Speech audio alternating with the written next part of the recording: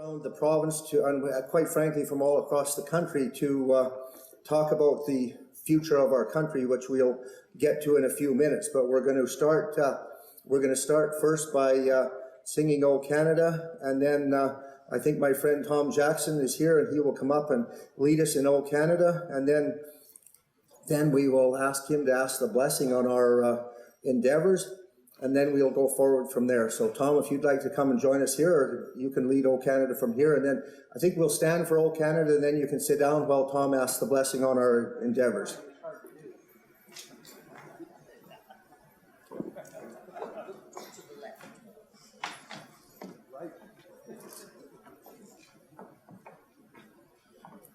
O Canada, our home and native land, true patriot love, with all our sons command.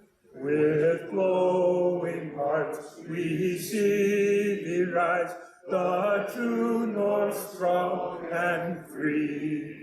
From far and wide, O Canada, we stand on guard for thee. God keep our land, glorious and free. O Canada, we stand on guard for thee. O Canada, we stand on guard for thee. Thank you. You may be seated, and then Tom will ask the blessing. Well, thanks very much, Dan, and everyone here. It's quite amazing to watch the progression of our conferences over the years, and as we go from a fairly small room with 30 or 40 people, it's quite amazing to see the number of people that are here today, and bless you all for coming. Bless you all for caring about our province and caring about our country. So we'll open with a short prayer. Lord, we think of Kevin Abram and the hard times he's going through. Lord, we pray that you would bless him and that you would help him as he struggles with health problems. We thank you for Dan and Pat Hozack and all of the time and the yeoman's work that they've done putting this conference together, and all of the support people that have worked with them to make this day possible. We pray that we will use our heads for clearer thinking, our hearts for greater loyalty, our hands for better service to our neighbors, and our blessings for our community, our province, and our world. God bless Alberta.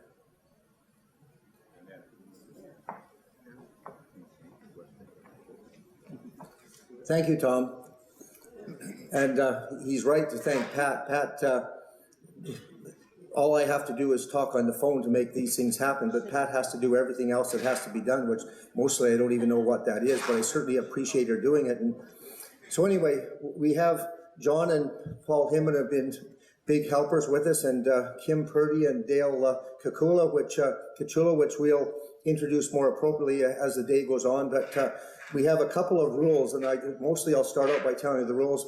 John always says, like, that we're going to stay on time, and we're going to say it with a smile. And every time I think of saying it with a smile, I think of, even though we've been married 43 years, I can still remember my first date with Pat. Somehow I got the nerve to ask her to go out with me, and that was in the days before, the government was intent on saving us from ourselves. So I went to pick her up with her old half-ton, and I opened my side of the half-ton to let her in, and she was sitting there beside me with of course we didn't have seat belts, and some of you who know me now wouldn't believe this, but I'm driving along as careful as I can, and every time I looked over at her, she was smiling up at me, and you wouldn't believe this, but I couldn't think of anything to say, and every time I looked, her smile was getting bigger, and finally she broke the silence. She said, "Danny, do you think you could drive with one hand?" And I said, "You bet I can." And she said, "Would you mind wiping your nose?" And so over the course of the next few days. If you have any bad news for me, I'd appreciate if you at least said it with a smile. So anyway, we're here today, we're all here, and there's no question we're here because we love our country and we're concerned about where we're going, and we're wondering like what's going to happen in the future. And I don't think we have a clear idea of where we're going, but it reminds me of my cousin's a grade 1 teacher, and I don't know if it actually happened to her or if it was just a story she heard, but one day it was an art class, and she had people draw, the little kids drawing whatever they wanted to draw. And the one little boy was working away long after everyone was done, and she went over to him and she said, "What are you drawing?" And he said, "Well, I'm drawing a picture of God." And she said, "Well, no one knows what God looks like." He said, "They will when I'm done." And so I'm not quite as optimistic as that young fellow, but I am as hopeful, because I think that's what we're doing today. Like we're not clear on the picture. We're not clear where we're going to be in, a month from now, 3 months from now, 6 years from now. But I think at the end of the weekend, we will have a lot clearer idea of what the options are for us. And so, generally speaking, and some of you have seen the emails, I said like we all realize that, since October 21st, the West at least has been absolutely humming with talk of separation and Western alienation and our future. And I said it reminds me of that Charlie Pride song from the 70s where he said, "The easy part is saying you're leaving, the hard part is leaving and saying goodbye." And so that's really what there's a lot of people in the province talking about their frustration. But thank you to all of you for being here to actually do what I think is the hard part. We're talking about the hard part, and over the course of the weekend, it will be whether it's leaving and saying bye or whether it's going to be creating a country that's worth staying in. And so we've basically broken the program down into 3 parts. The first part is just because of the logistics of who could speak and who couldn't, but the first part is going to be like making the case for separation. And we've got a gifted group of speakers, which you can see on the program, which will make their case for separation. They will talk about the challenges to separation and how they envision meeting those challenges. The second part of our program will be what we call defending federalism, and it'll be the people who are still passionately concerned about saving our country. And I think we all agree, I think we probably don't all agree, but the most of what I call fair-minded people certainly agree that the status quo has to go. I think it's fair to say that we're not going to live another 30 years giving $600 billion to Eastern Canada and getting no thanks for it. So I think it's clear to say thank you very much. I think it's fair to say that the status quo has to go, and we're here to decide what to do about it. So the people who are defending federalism will be making the case for the things that they need to do to sort of create a country worth recreating, I guess you would say, or to keep a country that's worth being part of.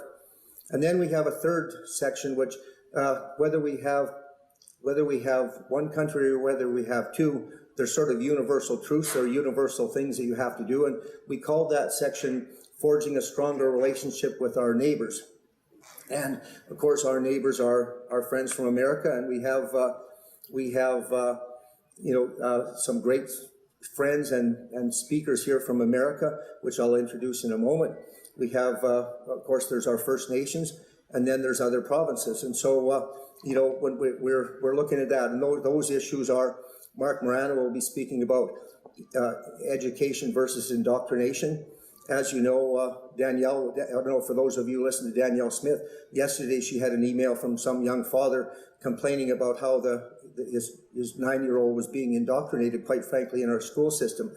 And I've been saying, and it's true, that the left have done a better job of indoctrinating our kids and our voters than the right has done of educating them. I think the right, the conservative movement, the energy industry, I think they all thought that they would be all right just because they were right. But in this complex world, like being right, with fake news and one thing and another and indoctrination, being right is sort of a small part of it. You actually have to have the ability to get that message out. And quite frankly, those of us on the right are, we're competing with, as we all know, a couple of $1 billion worth of our own money that's working against us. And Marshall Copperthorne's here. He was the first person. I've known him for the better part of my life, and it's been the best part of my life when I've known him too. But he was the first person to register. But when I was a young fellow on the Alberta Beef Producers, the first thing I ever made a presentation at was Senator Harry Hayes on his traveling roadshow on the supply management in the beef industry, and Tom Butterfield, he was about as old then as I am now.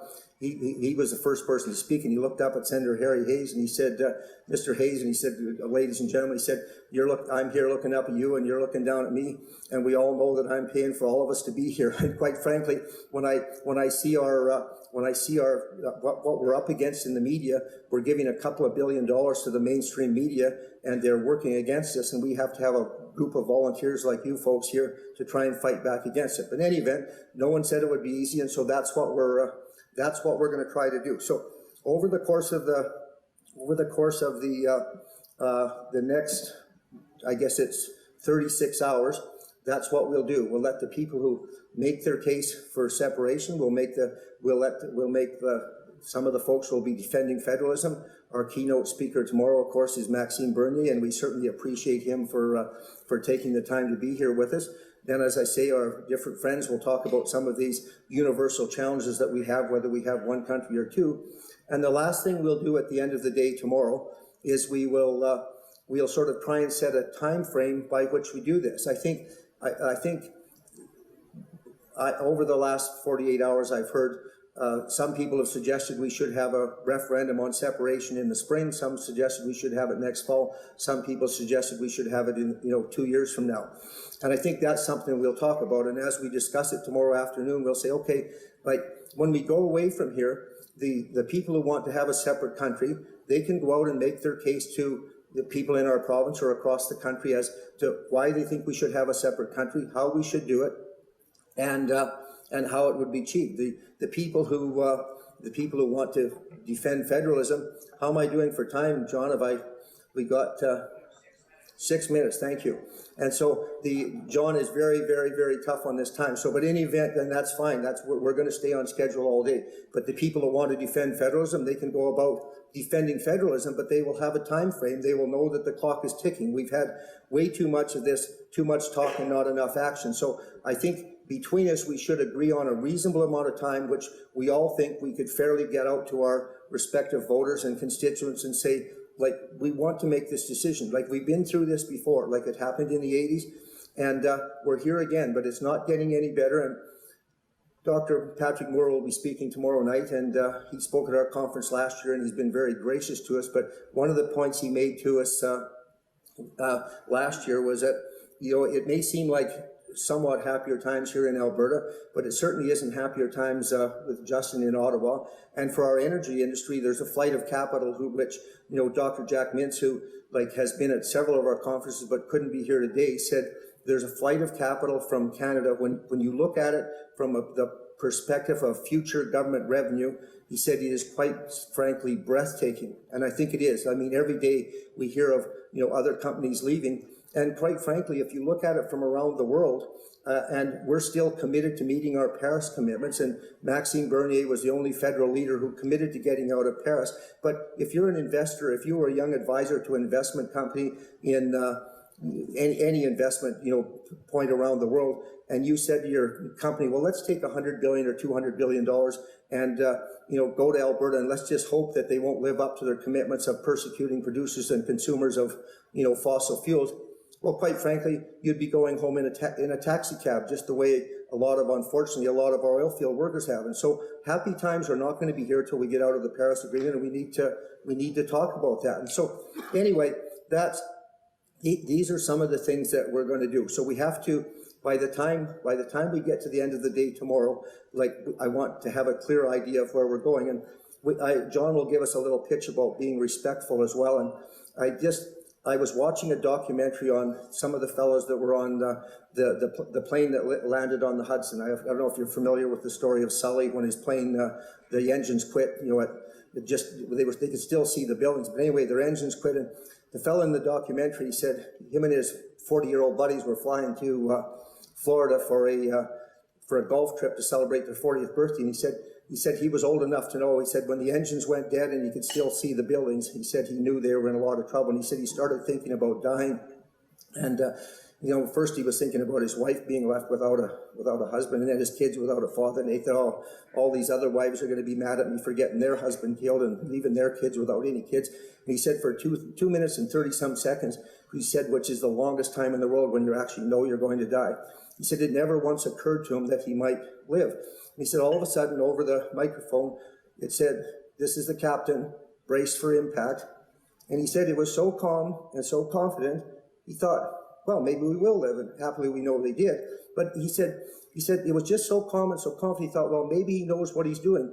And I guess that's my challenge to all of us here today, is when we leave, well, even while we're here for the weekend, but as we leave here and we go, I want us all to be able, whichever side of this issue we're on, I want us to go out into the communities, and I want us to talk so calmly and so confidently to our friends and our neighbors that people think, oh, maybe the country isn't world ending, maybe it isn't the end of the world, maybe there is hope for us. And so that's my challenge to you as my time runs out, is let's have a really good, respectful discussion. There's a few other things that I'll announce that, you know, as we go along.